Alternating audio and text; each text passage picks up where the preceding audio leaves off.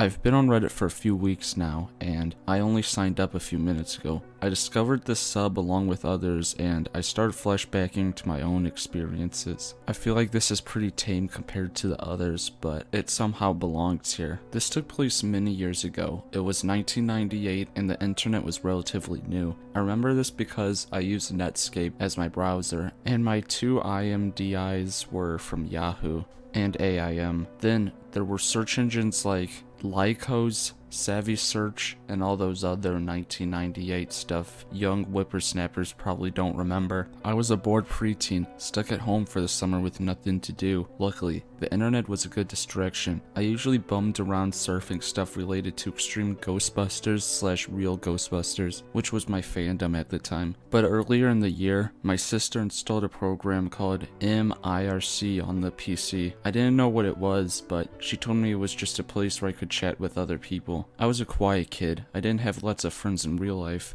but I was a big hit online. I was more open and more cheerful when I was talking to someone behind a computer screen. I met a lot of people from this chat room called the Looney Bin. It wasn't an adult chat room or anything. It was just a place where people could come in, meet others, and be totally random. Since I was afraid of being left out because of my age, I lied and said I was 16. The people I met there were welcoming. This is important. At the time, Star Wars Episode 1 was a huge thing, and so was Natalie Portman, because Queen Amidala, I somewhat idolized her character. So I put the word Padme in my username. I think it was Padme, and then a string of numbers or something. I also thought it was a beautiful name. So every day I would wait for everybody to leave home because my mom would freak out if she saw me chatting online. Back then, she assumed everyone I talked to was a pedophile or something. Log into MIRC and go to the Looney Bin and just have some fun until dinner time. One day, I was talking about Star Wars Episode 1 with someone in the chat room. Suddenly, another chat room opens up. You can talk to someone privately, and this is where I met Anakin Wannabe, AW for short. He seemed like a nice guy. He was from the US and at the time was 21 years old. I told him my usual spiel, 16, female, Philippines. He was delighted to meet a young girl who was interested in the Star Wars fandom. Of course, I told him I wasn't as into it as others,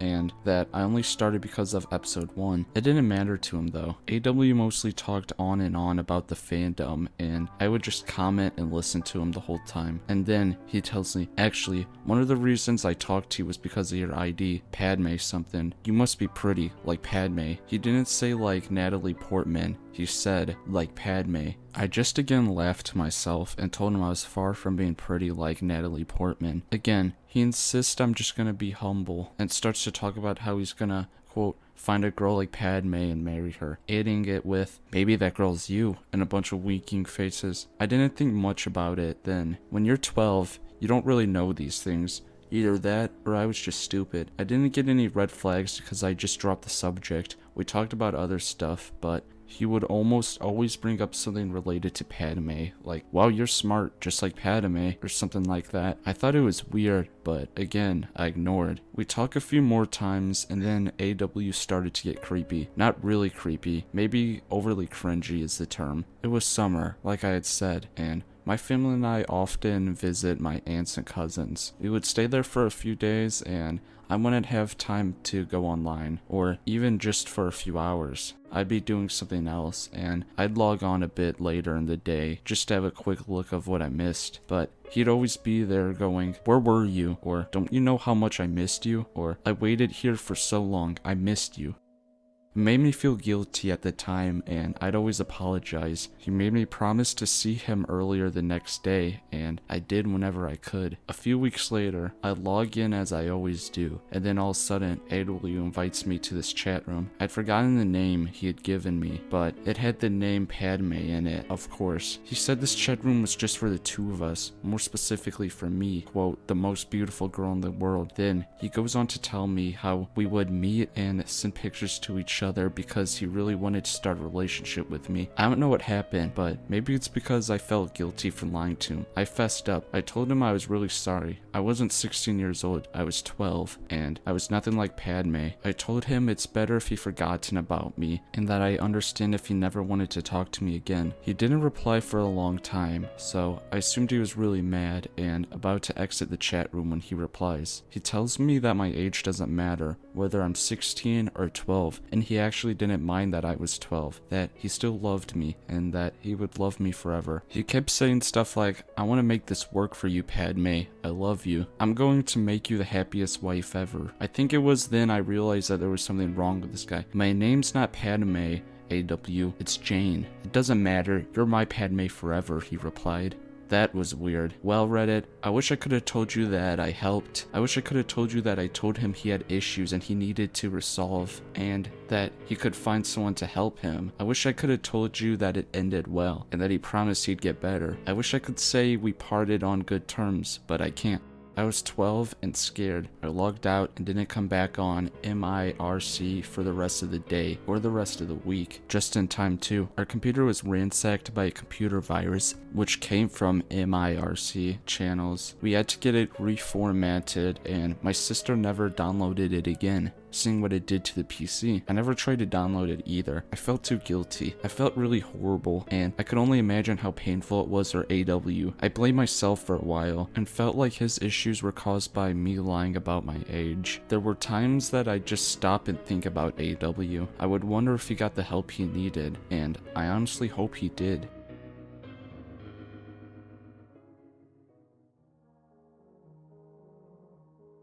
When I was in the end of middle school and the beginning of high school, I was on home instruction due to health reasons. It's different than homeschooling because they would send teachers from the school and you would have 1 2 to 3 hour class a day, usually at the local library or at your house. Because I wasn't in proper school, I was pretty lonely and spent my time trying to make friends and socialize online. One of the websites I met a lot of people on was Quizilla. I would make a lot of quizzes. Some of them got popular and read awful fan fiction stories on there that, as a young teenager, I found pretty addicting. I talked to other people who wrote stories and made quizzes. This is how I met Chloe. Chloe was around my age, if not a year or so older, and eventually we left the Quizilla PM system and tried messaging on AIM. She always used her father's AIM account, saying she had overprotective parents. She lived in New Jersey, and I was only 1 state away in New York. After talking to Chloe for a bit,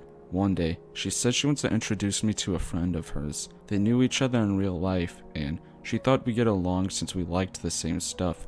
She was slightly older, 16, and named Matt. Matt and I instantly became friends. We talked for hours and hours every day and stayed up until very late at night talking to each other. If I wasn't in class, I was pretty much always talking to him.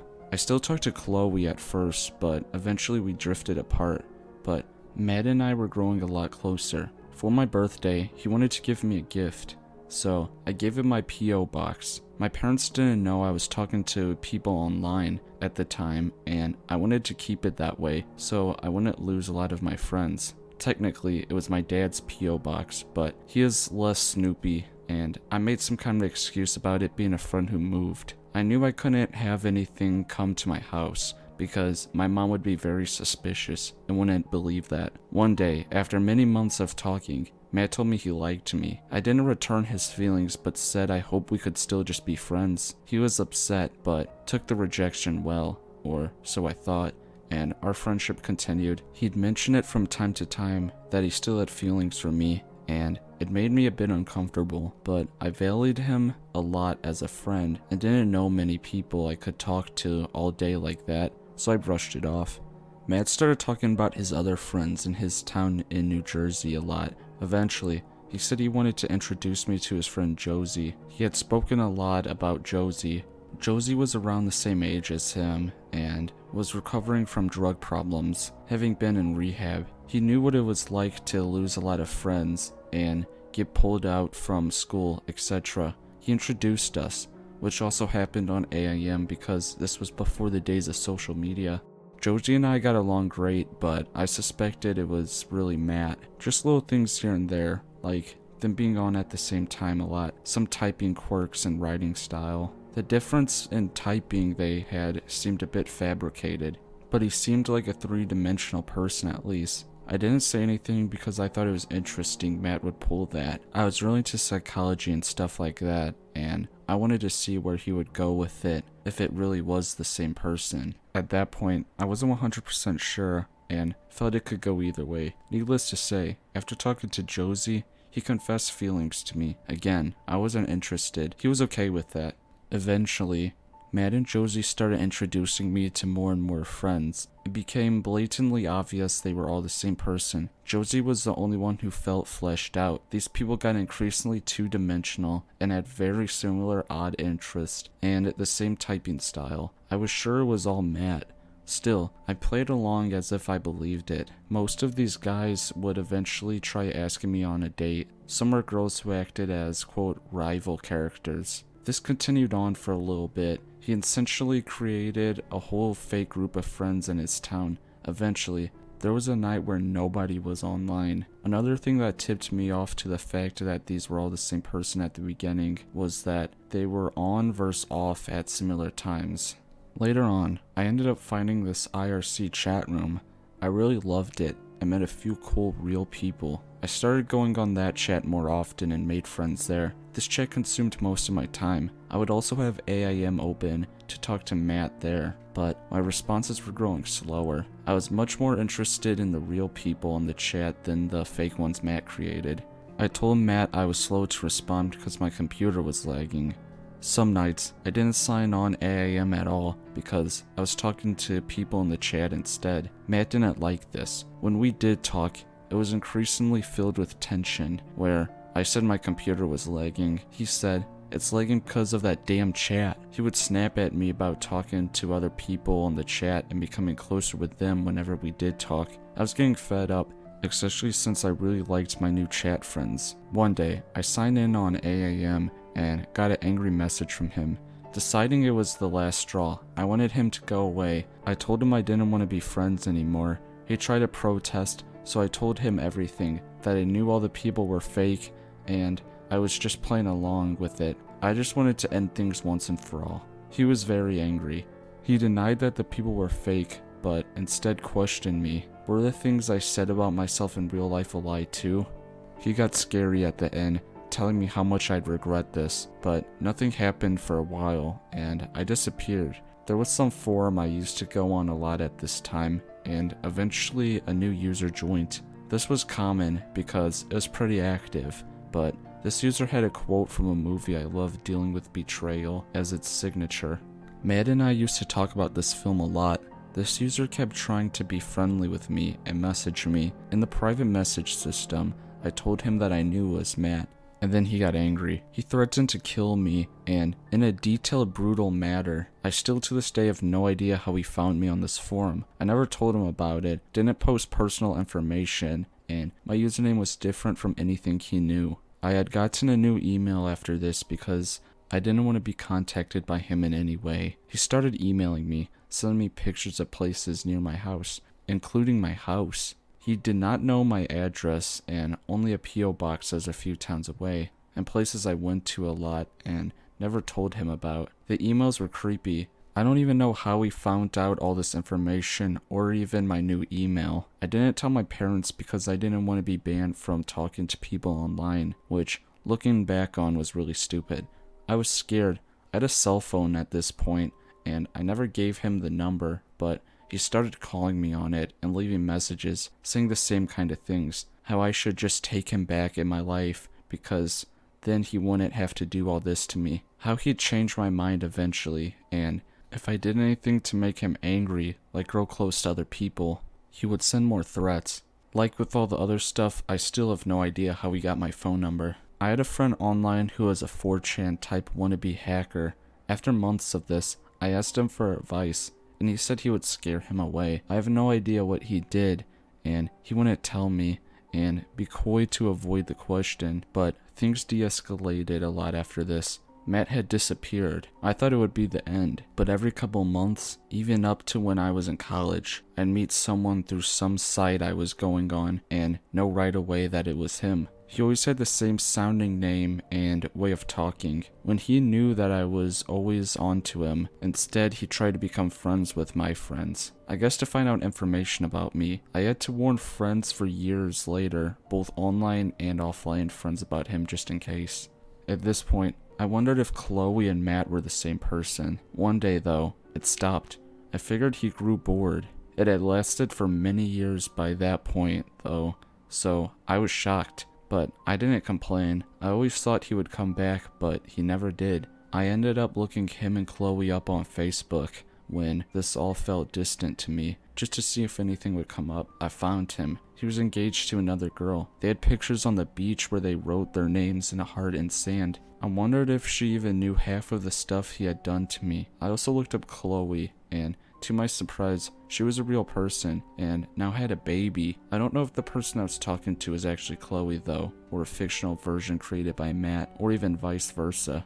You know how when you talk about someone with a common name, you give them nicknames to sound different from other people with the same name? Like Pokemon Matt, Firefire Matt, etc. To this day, I call him Josie Matt.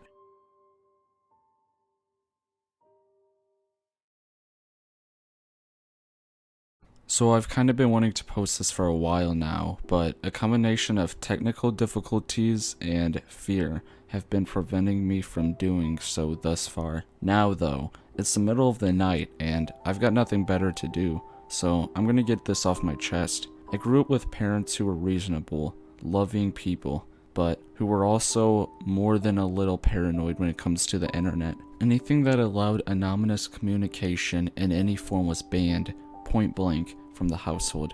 Even Club Penguin wasn't allowed because you could chat in it. Naturally, when I got my first laptop at 12, it was a piece of crap, gotten only because of all of the homework that year was online. The first thing I did was start talking to people on the internet. I wasn't going on chat rooms or anything because my parents' warnings still resonated with me, but I wasn't avoiding contact either. I ended up making a DeviantArt account. I know, cringe. I didn't do too much posting as lack of artistic talent. In spite of this, however, I was contacted via private message by a guy who I'll call Joker because his profile picture was the Joker. That should have been a warning sign in and of itself, honestly. Joker just started talking to me out of the blue. I think I'd commented on one of his pieces or something, and he reached out to me to thank me for my kind words. We started talking. It turned out we had a lot of common interest. We played the same games, liked the same cartoons, etc. He seemed really nice. I think it was maybe a week or two in that the first uncomfortable thing happened, even if I didn't think much of it at the time. The two of us shared a somewhat dark view of the world, so there were a lot of dark jokes passed back and forth between us. Sometime about a week after we started messaging, he casually mentions thinking that the world would be better off without him. I sent him a sad face and assure him that it wouldn't, as I quite liked talking to him. He didn't say anything more about it then, so I assumed that was it. It wasn't.